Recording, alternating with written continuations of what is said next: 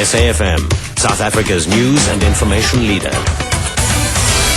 The top stories at 1. NUM determined to crack down on corruption, and a Johannesburg licensing centre is closed following a tragedy. Good afternoon. The National Union of Mine Workers has called on all senior members of the alliance and unions to declare their business interests in an effort to eliminate corruption in the country. The union says it has previously asked for this, but no one seems to be listening.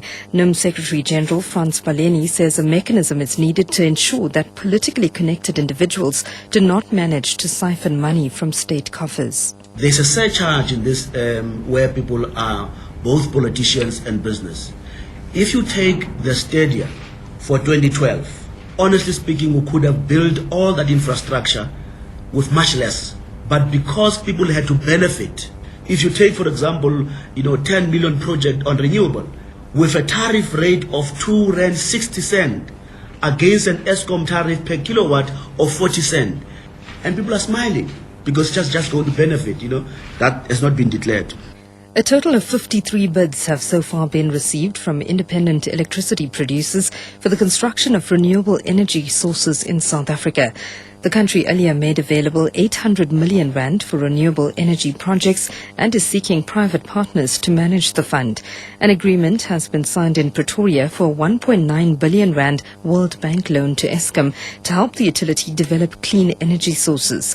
Public Enterprises Minister Malusi Gigaba, one of the signatories, explained some of the clean energy projects the loan will be used for. The wind and solar farms are going to demonstrate South Africa's shift towards the green economy and introducing the energy mix that is much required at Eskom, which demonstrates that South Africa is committed to reducing its carbon emissions. The wind farm is going to commence with its construction next year, and hopefully we will complete it during the course of next year or latest in 2013. And in 2 or 3 years' time, we will commence with the solar farm in the Northern Cape.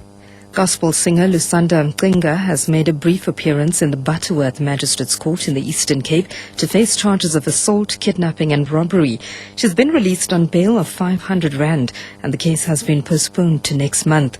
It's alleged that she took a big bag of pirated CDs and money from a street vendor in Butterworth before the man was dragged into the veld and beaten up.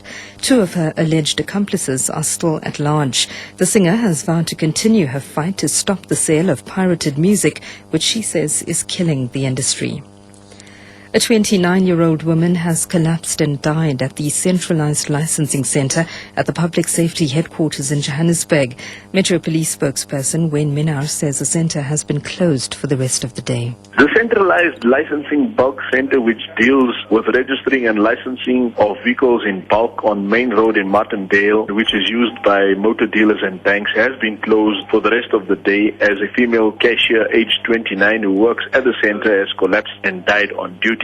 The work which was submitted earlier this morning will be processed, but any new applications for registering and licensing for today can be submitted to licensing offices at Roodepoort, Randburg, Marlborough, Midrand and Langlaagte. The MMC for Safety in the city of Joburg, Councillor Mtswedisi Mukigwe, wants to extend her deepest sympathy to the family of the deceased. Moving abroad, Italy's Prime Minister-designate of Italy, Mario Monti, is to begin forming a new cabinet today following his appointment at the weekend. Monti, an economist and former senior European Union official, has been brought in to pull Italy out of its debt crisis.